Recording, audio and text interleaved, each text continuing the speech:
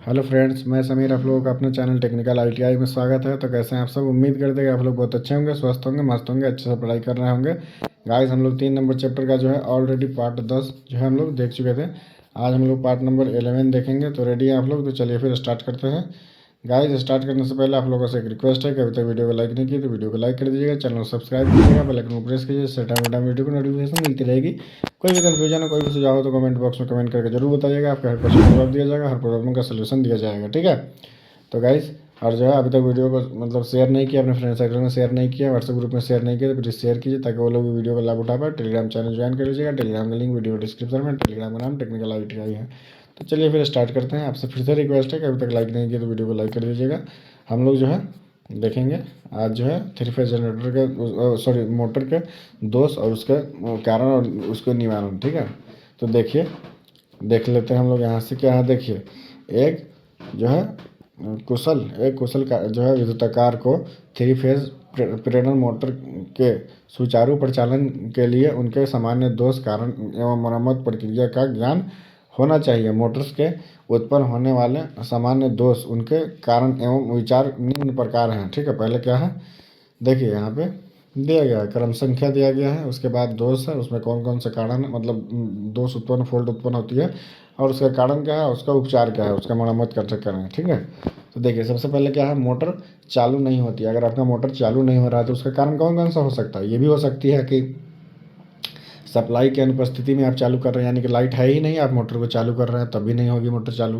दूसरा क्या हो सकता है, फ्यूज़ उड़ गया हो सकता है मोटर का कहीं फ्यूज़ उड़ गया हो तो उससे भी आपकी मोटर चालू नहीं होगी। तीसरा क्या हो सकता है एक फेज़ की अनुपस्थिति है। हो सकता है आपका एक फेज़ ही ना, दो फेज़ आ रहा हो, एक फेज़ का फ्यूज़ उड़ गया कोई दिक्कत से, किसी रीजन वश आ ही नहीं रहा, तो ये भी रीज़न हो सकता है मोटर स्टार्ट नहीं होने का। चौथा ऑप्शन क्या है, आपका वोल्टेज कम हो सकता है, वोल्टेज आपका बहुत कम हो इसलिए मोटर स्टार्ट नहीं हो रहा है। अगला पॉइंट हो सकता है उसका बैरिंग जाम हो गया हो, ठीक है। और उसके बाद वाला लास्ट 6 नंबर पॉइंट क्या हो सकता है, आपका स्टेटर दोष युक्त या जो है स्टेटर दोष युक्त हो, यानी कि स्टेटर खराब हो गया हो, उसकी वाइंडिंग जल गई हो। ये सब रीजन हो सकते हैं, ठीक है, मोटर स्टार्ट नहीं होने का, ठीक है। तो उसको हम लोग सही कैसे करेंगे? देखिए, अगर जो है सप्लाई का अनुपस्थिति तो हम लोग क्या करेंगे, जो है टेस्ट लैंप के द्वारा जो है आईसीटीपी स्विच पर जो है सप्लाई की उपस्थिति देखेंगे। दूसरा, फ्यूज़ अगर उड़ गया है तो देखिए टेस्ट लैंप द्वारा जांच करें और उड़े फ्यूज़ को बदल दें, ठीक है। अगर फेज़ की अनुपस्थिति है तो देखिए टेस्ट लैंप से आईसीटीपी स्विच पर जांच करें। यदि एक फेज़ अनुपस्थिति है तो मोटर को जो है ऑफ कर दें, ठीक है, मोटर को ऑन नहीं रखें, ठीक है। और देखिए वोल्टेज कम अगर है तो क्या करना है, वोल्टमीटर से वोल्टेज मापें। यदि वोल्टेज जो है 10% से कम है तो मोटर ना चलाएं, ठीक है। अगले पॉइंट, अगर बैरिंग जाम है तो बैरिंग की जांच करें, यदि आवश्यक हो तो उन्हें बदल दें, ठीक है। और स्टेटर में देखिए, स्टेटर में दोष को खोजें और उन्हें दूर करें। हो सकता है स्टेटर में कहीं कोई प्रॉब्लम हो रही हो, कोई तार जल गया हो, टूट गया हो, तो उसे जो हम लोग चेक करें, उसको ठीक कर देंगे, मोटर चलने लगेगी, ठीक है। चलिए अगला पॉइंट देखते हैं हम लोग। देखिए क्या है, जो है मोटर कंपन करती है, ठीक है, मोटर जो है वाइब्रेशन करती है, वाइब्रेट कर रही है। तो देखिए उसका क्या कारण हो सकता है। देखिए पहला कारण हो सकता है उसका फाउंडेशन नट बोल्ट ढीले हो, तो उसको क्या करना है हम लोगों को, सबसे पहले उसका नट बोल्ट को हम लोग चेक करेंगे, और अगर ढीला हो तो उसे कस के टाइट करेंगे, ठीक है। दूसरा पॉइंट क्या है, आपका मोटर क्षति तेल जो है तल में जो है स्थापित नहीं है, ठीक है, स्थापित नहीं है, तो उसके लिए क्या करेंगे हम लोग, जो है स्पिरिट लेवल से जांच करें, और जो है आवश्यक हो तो उसे क्षैतिज तल जो है तल में करें, यानी कि मोटर बराबर पे नहीं बैठा हुआ है तो उसको क्या करें हम लोग, पहले बराबर तल पे बैठाएंगे जिससे कि मोटर की वाइब्रेशन कम हो सके, ठीक है। अगला पॉइंट देखिए क्या है, एक फेस अनुपस्थिति है। अगर कोई एक फेस अनुपस्थिति है तब भी आपकी मोटर जो है वाइब्रेट करेगी, ठीक है। तो उसको सही करने के लिए हम लोग टेस्ट लैंप के द्वारा थ्री फेज यानी कि आईसीटीपी स्विच पर जो है जांच करें। यदि एक फेज अनुपस्थिति है तो जो है मोटर को ऑफ कर दें, ठीक है, और फेस को सही कर फिर मोटर को चलाना है, ठीक है। वायरिंग घिस गई हो, अगर वायरिंग घिस जाए तो उसे बदल देना चाहिए। वायरिंग घिसने से ही आपकी मोटर जो है कंपन करना शुरू कर देगी, ठीक है, क्योंकि अनबैलेंस होना शुरू हो जाता है इसलिए। तो जो है वायरिंग को बदल दीजिए, मोटर आपकी सही हो जाएगी, ठीक है। अगली पॉइंट क्या है आपका, अगर जो है रोटर का जो है संतुलन ठीक नहीं है तो भी मोटर आपका जो है वाइब्रेट करेगी। तो हम लोग क्या करना है, रोटर के संतुलन को ठीक करना है जिससे आपका मोटर जो है प्रॉपर ढंग से जो है वर्क कर सके, ठीक है। अगला पॉइंट देखिए क्या है, जो है मोटर जो है फ्यूज़ उड़ती है हमेशा। जो मोटर की फ्यूज़ अगर उड़ जा रही है तो क्या हो सकता है, उसमें जो लोड अधिक हो तो क्या करेंगे हम लोग, पहले वाट मीटर से या एम्पियर मीटर से हम लोग लोड को चेक करेंगे। अगर लोड अधिक है तो क्या करेंगे, लोड को हम लोग हटाएंगे। ठीक है। दूसरा पॉइंट क्या है, देखिए दूसरा पॉइंट है फ्यूज़ की जो है रेटिंग ठीक नहीं है। अगर फ्यूज़ की रेटिंग ठीक नहीं है तो हो सकता है फ्यूज़ की रेटिंग सही करे और जो है अच्छी जो सेम रेट मतलब जो जो रेटिंग को उसमें हम लोगों को यूज़ करना चाहिए उतनी रेटिंग के हम लोग को मतलब वहाँ पे फ्यूज़ यूज़ करें। ठीक है। अगला पॉइंट है आपका कनेक्शन लागत। देखिए सॉरी कनेक्शन गलत है। अगर कनेक्शन गलत है तो क्या करना चाहिए, हम लोग कनेक्शन खोल कर पुनः ठीक से करें। ठीक है। जो उससे के कारण भी फ्यूज़ उड़ सकती है शॉर्ट सर्किट के कारण। ठीक है। अगला पॉइंट क्या आपका संयोजक ढीले हों। अगर संयोजक ढीला है तो उसे जो है संयोजकों को क्या करना है, अच्छे तरीके से हम लोगों को फिट करना है, अच्छे तरीके से कसना है। ठीक है। लूज़ नहीं होना चाहिए, उससे स्पार्क होगा और स्पार्क होने के कारण फ्यूज़ गर्म होगी और फिर से उड़ जाएगी। ठीक है। अगला पॉइंट है आपका स्टार्टर में जो है शॉर्ट सर्किट है। अगर स्टार्टर में शॉर्ट सर्किट होगा तो क्या होगा, शॉर्ट सर्किट को खोजें और उसे दूर करें, उसके कारण भी फ्यूज़ उड़ जाएगी। हाई करंट होने के कारण क्या होगा, फ्यूज़ उड़ जाएगी। ठीक है। अगला पॉइंट देखिए आपका क्या है, मोटर की बॉडी अधिक गर्म हो जाती है तो मोटर की बॉडी जो है अधिक गर्म हो रही है तो उसको क्या करना चाहिए। देखिए वोल्टेज कम है तो हम लोग को सबसे पहले क्या करना चाहिए, अगर वोल्टेज कम है तो देखिए यहाँ पे वोल्ट मीटर से वोल्टेज मापें। यदि वोल्टेज 10% से अधिक हो तो मोटर को ना चलाएं। अगर अधिक भी हो जा रहा है तो नहीं चलाएं, नहीं तो मोटर बहुत ज़्यादा गर्म होगी और आपका कॉइल ख़राब हो जाएगा। ठीक है। दूसरा अगर वोल्टेज अधिक है, ठीक है, वोल्टेज अगर मतलब कम है तब भी नहीं चलाना और 5% से अधिक है जो आपका वोल्टेज तभी मोटर को नहीं चलाना है। ठीक है। क्योंकि दोनों स्थिति में आपकी मोटर गर्म हो जाएगी। ठीक है। अगला पॉइंट है आपका जो है लोड अधिक है। ठीक है। लोड अधिक, अगर लोड अधिक है तो देखिए क्या करना है हम लोगों को, लोड को कम करना है, उसके कारण भी मोटर हमारा जो है जल सकती है। ठीक है, ख़राब हो सकती है। ठीक है। अगला है आपका जो है रोटर रिंग ओपन सर्किट है। ठीक है। रोटर रिंग अगर ओपन सर्किट है तो देखिए क्या करना है, रोटर को खोलकर जो है जांच करें। यदि आवश्यक हो तो जो है रोटर जो है चालकों को रिंग पर पुनः सोल्डर कराएं। ठीक है। अगला देखिए क्या है आपका स्टेटर वाइंडिंग्स में जो है शॉर्ट सर्किट है। देखिए उसके लिए हमें क्या करना चाहिए, ओम मीटर से स्टेटर वाइंडिंग जो है प्रतिरोध मापे। यदि प्रतिरोध कम है तो जो है शॉर्ट सर्किट आवश्यक है। ठीक है। उसे खोजें और दूर करें। यदि आवश्यक हो तो पुनः वाइंडिंग करें या कराएं। ठीक है। और जो है इससे जो आपकी मोटर का अधिक हीट होने की जो है प्रॉब्लम है वो दूर हो जाएगी। ठीक है। अगला जो पॉइंट है ये क्या है आपका, देखिए मोटर चलती चलती है परंतु लोड नहीं उठाती। मोटर जब चलती भी है तो लोड नहीं उठाती। अब देखिए क्या रीज़न है उसका, एक फेज़ अनुपस्थिति है। अगर एक फेज़ उसका अनुपस्थिति है नहीं है तो मोटर को हम लोग को क्या करना चाहिए, जो है उसको चेक करना चाहिए और उसके जो है आईसीटीपी पे जो है टेस्ट लैंप से चेक करना चाहिए और मोटर को ऑफ कर देना चाहिए। ठीक है। लोड अगर अधिक है तो लोड को कम करना चाहिए। ठीक है। वोल्टेज कम है तो वोल्ट मीटर से हम लोग को लोड को चेक करना चाहिए और जो है 10% से अगर जो है अधिक कम है तो है मोटर को नहीं चलाना चाहिए, वो बंद कर देना चाहिए। ठीक है। अगला पॉइंट क्या है आपका, देखिए मोटर को जो है मोटर के वायु मार्ग जो है धूल आदि से बंद हो गए हों तो जो है वायु मार्ग को जो है भली प्रकार से साफ करना चाहिए। ठीक है। इसके कारण भी हो सकता है जो है मोटर जो है लोड नहीं ले रही होगी। ठीक है। अगला पॉइंट आपका क्या है, बोल्ट या फिर बेयरिंग ढीले हो तो हम लोगों को बोल्ट कस देना चाहिए और बेयरिंग को जो है आवश्यक हो तो बदल देना चाहिए। ठीक है। ये भी रीजन हो सकता है। और अगला पॉइंट है आपका रोटर रिंग ओपन सर्किट है। ठीक है। रोटर रिंग जो है ओपन सर्किट हो सकता है तो उसको क्या करना है हम लोगों को, रोटर को खोल कर जाँच करें। यदि जो है आवश्यक हो तो जो है रोटर चालकों की रिंग पर पुनः जो है सोल्डरिंग जो है ब्रेजिंग करें। ठीक है। जिससे क्या होगी, आपकी मोटर की जो है एफिशिएंसी बनी रहेगी और लोड ले लेगी। ठीक है। चलिए अगला पॉइंट क्या है हम लोगों का, ये जो इसका लास्ट पॉइंट है क्या है, मोटर का जो है अचानक ऑफ हो जाना। अगर मोटर आपका अचानक से ऑफ हो जाती है तो उसके लिए देखिए क्या करना है, सप्लाई ऑफ करना है। सबसे पहले सप्लाई हो सकता है उसका जैसे पहले क्या है, हो सकता है सप्लाई आपका ऑफ होना यानी कि लाइन कट जाना तो आपका मोटर अचानक से ऑफ हो जाएगी। ठीक है। तो उसके लिए हम लोग को टेस्ट लैंप के द्वारा आईसीटीपी स्विच पर जो है सप्लाई की स्थिति देखें। ठीक है, कि सप्लाई है या नहीं।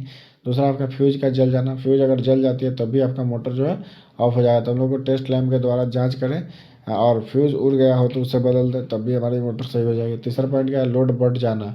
जब लोड बढ़ जाएगा तो क्या करना है हम लोग को, लोड को घटाना है, इसके कारण भी हो सकता है मोटर ऑफ हो जाएगी। ठीक है, उसके बाद जो है आपका अगला जो पॉइंट है, देखिए अगला पॉइंट क्या है, वोल्टेज घट जाना। अगर वोल्टेज घट जाती है तो क्या करना है हम लोग, वोल्ट मीटर से वोल्टेज को मापे, यदि वोल्टेज 10% से कम हो तो मोटर को नहीं चलाना चाहिए। ठीक है, अगला पॉइंट क्या है आपका, स्टेटर वाइंडिंग जल जाना। अगर स्टेटर वाइंडिंग जल जाता है तो उसे पुनः वाइंडिंग कराएं। ठीक है, फिर आपकी मोटर पहले के जैसे वर्क करने लगेगी, प्रॉपरली ढंग से वर्क करने लगेगी। ठीक है, तो चलिए इसी के साथ जो आपका ये चैप्टर यहाँ तक समाप्त होता है। अभी जो है अध्याय अनुसार, यानी कि इसका कुछ ऑब्जेक्टिव टाइप, सब्जेक्टिव टाइप बोल सकते हैं हम लोग, छोटा छोटा पॉइंट वाइज हम लोग देख लेते हैं एक एक पॉइंट इसका, और इसी के साथ जो है ये चैप्टर समाप्त होता है। कल से जो है हम लोग इस चैप्टर का एमसीक्यू देखेंगे। ठीक है, तो देखिए क्या है, देख लेते हैं हम लोग एक एक करके। देखिए डीसी मोटर की जो है, एक मिनट, हाँ देखिए क्या है, डीसी, देखिए डीसी मोटर के घूर्णन गति विरोध विद्युत वाहक बल के अनुक्रमानुपाती तथा चुंबकीय फ्लक्स के व्युत्क्रमानुपाती होता है, जबकि एसी मोटर की घूर्णन गति जो है आवृत्ति के अनुक्रमानुपाती तथा पोल्स की संख्या के व्युत्क्रमानुपाती होती है। ठीक है, दूसरा पॉइंट है आपका यहाँ पे, दूसरा पॉइंट है थ्री फेज प्रेरण मोटर के स्टेटर में जो 3 के गुणांक के से थ्री फेज वाइंडिंग तथा रोटर के सामान्यतः जो है शॉर्ट सर्किट किए हुए जो है चालक जो है स्थापित किए जाते हैं। ठीक है, तीसरा पॉइंट है आपका जो है घूमने वाले चुंबकीय क्षेत्र की गति तुल्यकालिक गति कहलाती है। ठीक है, स्टेटर की स्थापित प्रत्येक वाइंडिंग सेट की तीनों वाइंडिंग में 120 डिग्री का अंतर जो है रखा जाता है। ठीक है, अगला पॉइंट है आपका लघु आकार की जो है स्क्वायरल केज मोटर्स की, लघु आकार के स्क्वायरल केज मोटर्स में जो है प्रयुक्त सिंगल फेज रोटर में जो है तांबे के स्थान पर एल्यूमिनियम से बने छल्ले तथा जो है चालक छोरों का प्रयोग किया जाता है। ठीक है, अगला पॉइंट है आपका डबल केज रोटर की जो बाह्य परत उच्च प्रतिरोध व जो निम्न जो है रिएक्टेंस वाले पदार्थ हैं। ठीक है, जबकि भीतरी परत निम्न प्रतिरोध व उच्च रिएक्टेंस वाले पदार्थ से जो है निर्मित होते हैं। ठीक है, चलिए हम लोग का जो अगला टॉपिक है ये है वाउंड रोटर। जो है वाउंड रोटर में जो है तीनों वाइंडिंग सामान्य स्टार्टर संयोजन में संयोजित की जाती है। ठीक है, आगे देखिए क्या है, स्क्वायरल केज रोटर की जो है ताम्र हानि वाइंडिंग रोटर की अपेक्षा कम होने के कारण इसकी दक्षता अपेक्षाकृत अधिक होती है। अगला पॉइंट देखिए, तुल्यकालिक गति एनएस का मान सप्लाई की आवृत्ति एफ तथा स्टेटर पोल की संख्या पी पर निर्भर करती है। एनएस इजकल टू 120 F/P होता है। देखिए जो है एसबोस युक्त जो है स्लिप मोटर की जो है तुल्यकालिक गति एवं मोटर गति का जो अंतर होती है। ठीक है, किसी प्रेरण मोटर में जो है उत्पन्न प्रतिशत स्लिप परसेंट एस जो है आपका S is equal to N S minus N R by N S into 100 होता है, सूत्र द्वारा ज्ञात की जाती है। ठीक है, थ्री फेज प्रेरण मोटर का रोटर स्थिर होने पर यह थ्री फेज ट्रांसफार्मर की भांति कार्य करता है। ठीक है, रोटर में होने वाली ताम्र क्षति उनके चालकों अथवा वाइंडिंग्स के प्रतिरोध के कारण होने वाली जो है विद्युत क्षति I² R के समतुल्य होती है।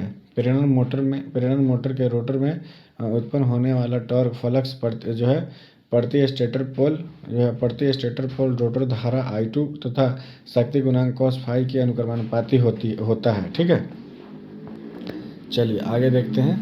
देखिए क्या है, प्रेरण मोटर की जो है प्रेरण मोटर की आरंभिक अवस्था में सदैव स्लिप का मान एकांक और तुल्यकालिक गति प्राप्त कर लेने पर शून्य होता है। मोटर के उच्च स्लिप क्षेत्र को जो है स्थिर क्षेत्र भी कहते हैं, क्योंकि जो है इस क्षेत्र में मोटर लगातार घूर्णन करने में सक्षम नहीं होता है। ठीक है, प्रेरण मोटर स्लिप का मान जो है ऋणात्मक होने पर जनरेटिंग मोड में स्लिप का मान शून्य से एक मध्य होने पर जो है मोटरिंग मोड में तथा एक से अधिक होने पर ब्रेकिंग मोड में कार्य करता है। ठीक है।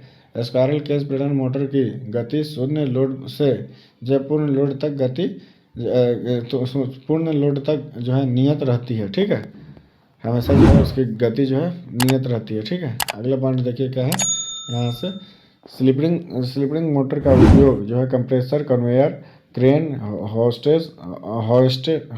स्टील मिल, प्रिंटिंग प्रेस आदि में किया जाता है। ठीक है। अगला पॉइंट आपका स्पाइरल केज प्रेरण मोटर का पावर फैक्टर 0.7 से 0.8 तथा स्लिपरिंग मोटर का पावर फैक्टर 0.8 से 0.9 होता है। ठीक है। अगला पॉइंट आपका ड्यूअल स्टार्टर 3 अश्व शक्ति से 5 अश्व शक्ति की स्क्वायरल केज इंडक्शन मोटर का जो स्टार्टर स्टार्ट करने के लिए उपयुक्त होता है। ठीक है। अगला है आपका ड्यूअल स्टार्टर में कॉन्ट्रैक्टर की चुंबकीय कॉइल ही नो वोल्ट कॉइल कहलाती है, जो सप्लाई के असफल हो जाने पर जो है मोटर को जो है स्वतः ही ऑफ कर देती है। ठीक है। अगला पॉइंट है आपका स्टार डेल्टा स्टार्टर मोटर को जो है पहले स्टार संयोजन में प्रचालित करता है तथा जिसमें प्रत्येक वाइंडिंग को EL/√3 वोल्टेज प्राप्त होती है और मोटर के पूर्ण गति प्राप्त कर लेने पर उसमें स्टेटर संयोजन से जो है हटाकर डेल्टा संयोजन में संयोजित कर देता है। ठीक है। अगला पॉइंट है आपका स्टार डेल्टा स्टार्टर हस्तचालित, अर्धचालित तथा स्वचालित प्रकार के होते हैं, यानी कि तीनों टाइप के होते हैं। ठीक है। अगला पॉइंट है आपका DOL स्टार्टर 5 HP तक की मोटरों के लिए तथा स्टार डेल्टा स्टार्टर 15 HP तक के मोटरों के लिए उपयुक्त होता है। ठीक है। और 15 HP से अधिक के लिए ऑटो ट्रांसफार्मर टाइप जो है मोटर स्टार्टर का उपयोग किया जाता है। ठीक है। अगला पॉइंट है देखिए आपका प्रेरण मोटर की गति नियंत्रण की वोल्टेज विधि में जो है उत्पन्न